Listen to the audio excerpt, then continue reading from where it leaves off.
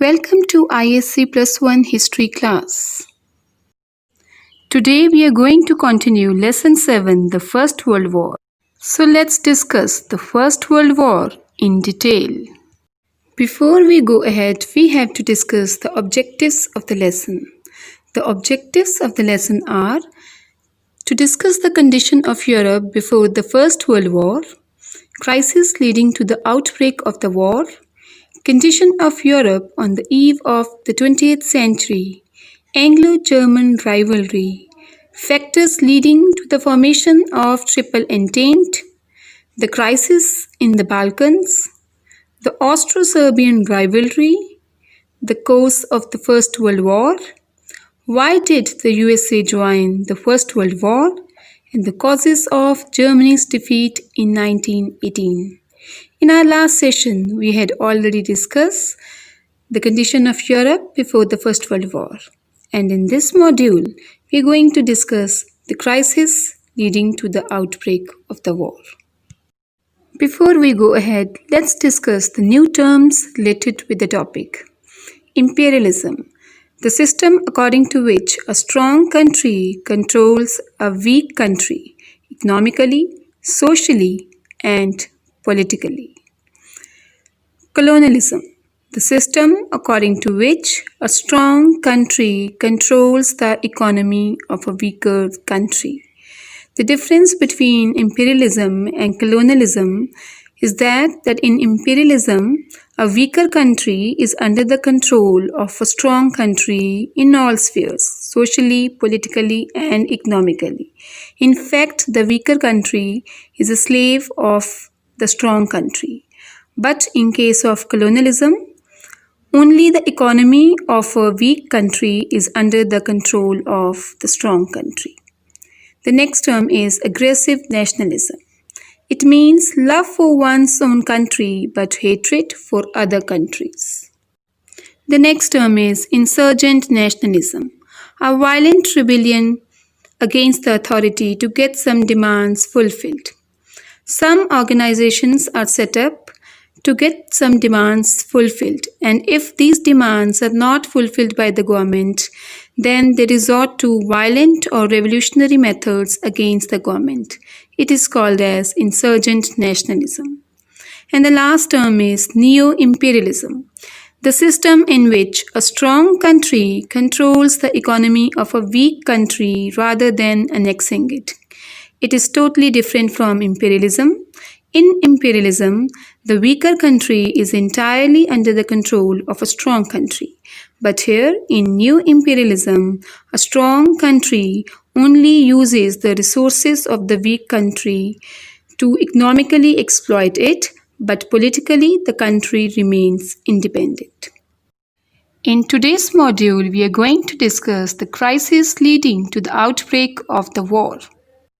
Under this topic, we will discuss aggressive nationalism, insurgent nationalism, economic rivalry and new imperialism, colonial rivalry, formation of alliances, and armament race. Introduction of the topic. The European countries practiced imperialism and colonialism. Both the terms we have discussed in the new terms. Imperialism means a weak country is a slave of a rich country. Its economic, social, and political system are controlled by the strong country. Whereas colonialism means the economic resources of a poor country is controlled by a rich and strong country. The European countries came to Asia and Africa as traders to sell their surplus goods, which was a result of Industrial Revolution. Later on, they started annexing these countries. When they came to realize that the Asian and African countries were politically weak, they started annexing or controlling these weak countries. The weak Asian and African countries were exploited by the rich European countries. The race between the European countries for colonies was a potent cause for the First World War. So the main reason for the First World War was the race between the European countries to have more and more colonies under their control.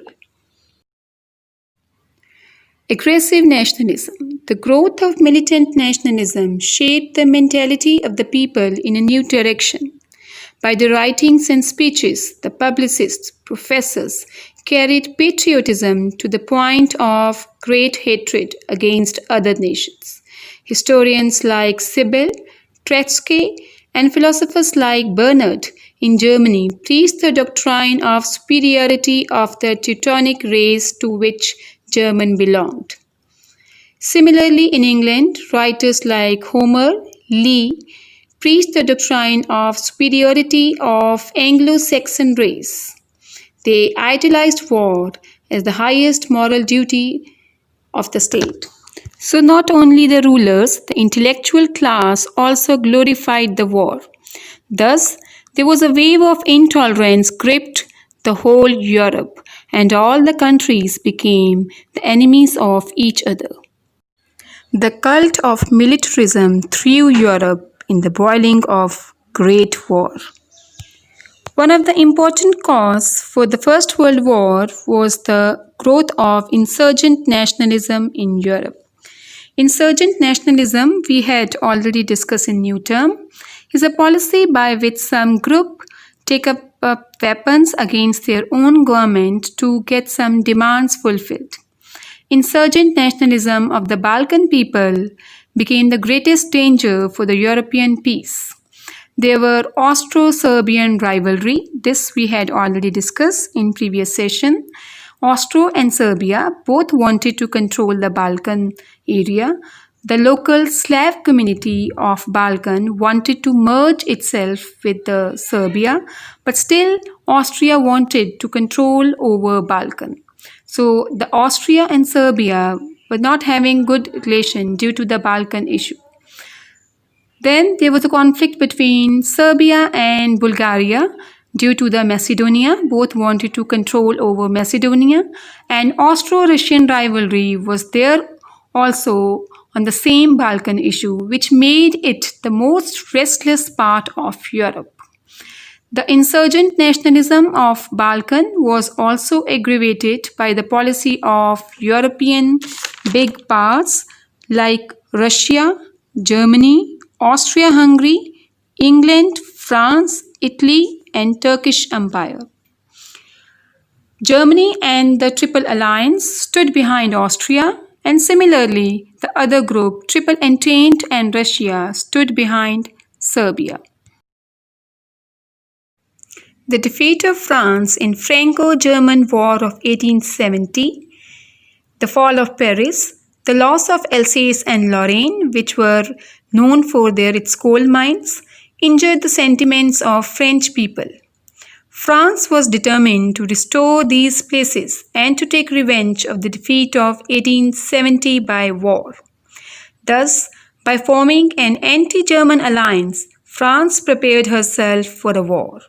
This injured sentiments of France became one of the important causes of the First World War, and this we had already discussed in the last module also, that Alsace and Lorraine were captured by Germany in a war, Austro-Prussian War in 1870, and France wanted to get back both these places.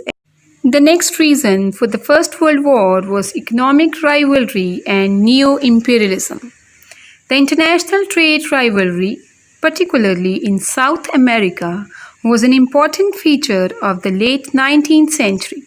Britain and Germany had several clashes to capture the markets of South America. In the opinion of J.A. Hobson, who was a famous economist, in a capitalist society, the capitalist and the factory owners gather huge amount of profits. They now want to invest the surplus capital by opening up trade and industry in the colonies. They force the governments to conquer and rule the colonies for their own interest.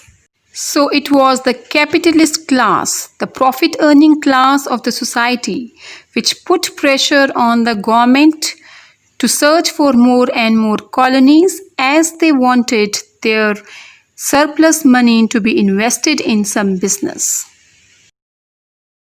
The economic rivalry between the big European countries gave birth to a new ideology called neo-imperialism. Lenin, in his book Imperialism, the Highest Stage of Capitalism, explained the economic basis of imperialism on a scientific basis. According to him, the mill owners evaluate everything in terms of profit. For maximizing their profit, the mill owners produce goods in excess to the need of the country.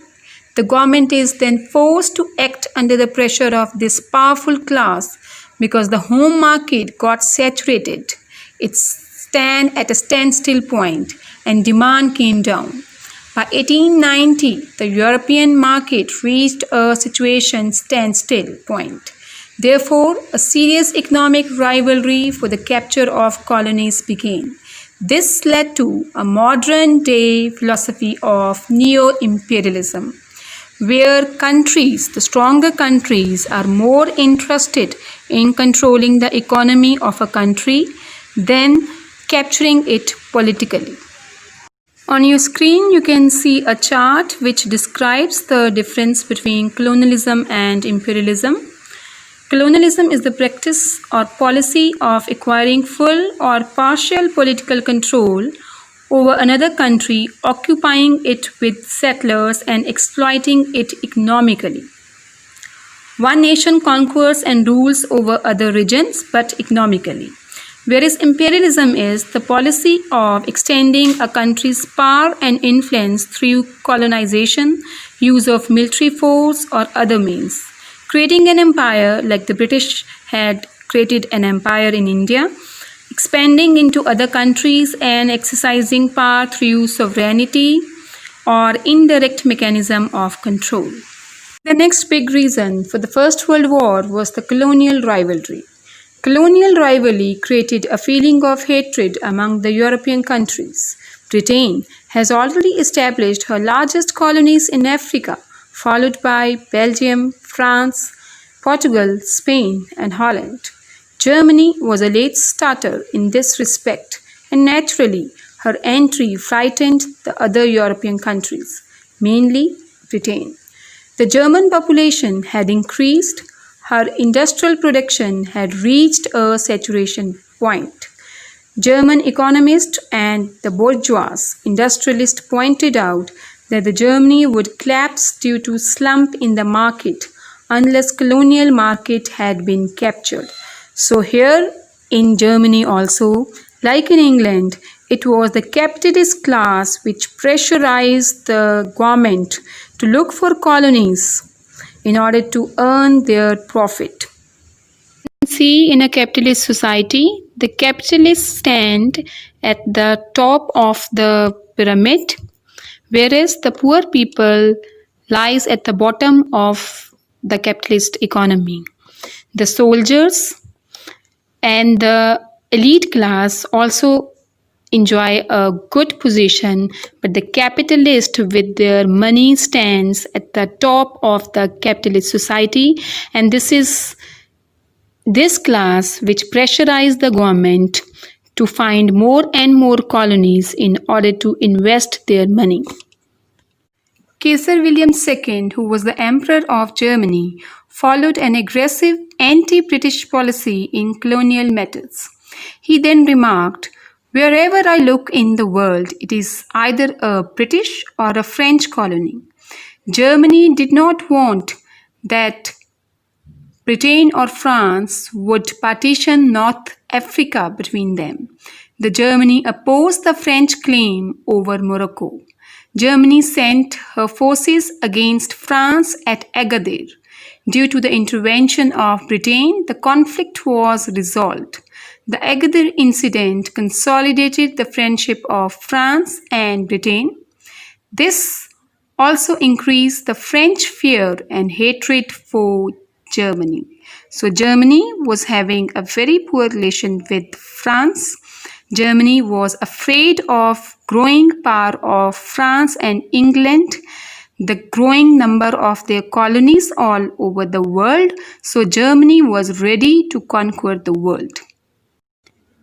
Many European countries were interested to have more and more colonies under their control, so these big European countries dominated the Asian and African countries. Amongst the big European countries who have colonized the different countries of the world were Russia, England, Italy, Austria, Turkey, Germany, and France. So these were the big colonial powers of Europe. Formation of alliances. Europe was divided into two armed camps, the Triple Alliance under the Germany and Triple Entente under England. Diplomacy failed to bridge the gulf between two blocs. England tried the best that the matters between Serbia and Austria could be solved at local level, but all this diplomacy of England failed. Germany raised the cry. The Triple Entente encircled her on sea by Anglo-French navy and on the land by Franco-Russian force. So Germany was alleging that France, with friendship of Russia and England, had tried to subvert the national interest of Germany. On your screen, you can see Italy, Austria-Hungary, and Germany, along with Ottoman Empire, signed an agreement called as Triple Alliance, whereas Russia, France, and Britain were the members of Triple Entente. And both the groups were interested in Serbia and Bulgaria. Another important factor which disturbed international peace during this period was the race for armament among the European countries. Britain and France had every reason to be concerned with Germany's military strength. Germany had increased her naval power to achieve parity with Britain. The Kiel Canal was dug more deeply to enable the battleships to enter inlet. In last quarter of the 19th century, Europe thus literally became an armed continent. Ships of war were made so strong that they could resist attack. England raised the slogan, "Navy is luxury for Germany, but a life and death question for England." That means England took it as a prestigious issue to be the best in the naval power. The French made compulsory to serve in the army for all citizens from 26 to 48 years of age. So the full Europe was involved in the race of armaments, producing the deadly weapons, and all were giving the excuse that they were producing the armaments not to attack any country but for their self-interest and protection. In today's module, we have covered these following questions. Describe the Anglo-German rivalry. What was Serbian nationalism and Austrian opposition? How was the formation of alliances responsible for the First World War? What was the main causes of the First World War according to Lenin? And how was insurgent nationalism responsible for the First World War? And if you want to explore more on this topic, you are advised to go through this YouTube link which is given on your screen. I hope you have understood today's module. Hope to see you in next session. Keep learning and keep exploring.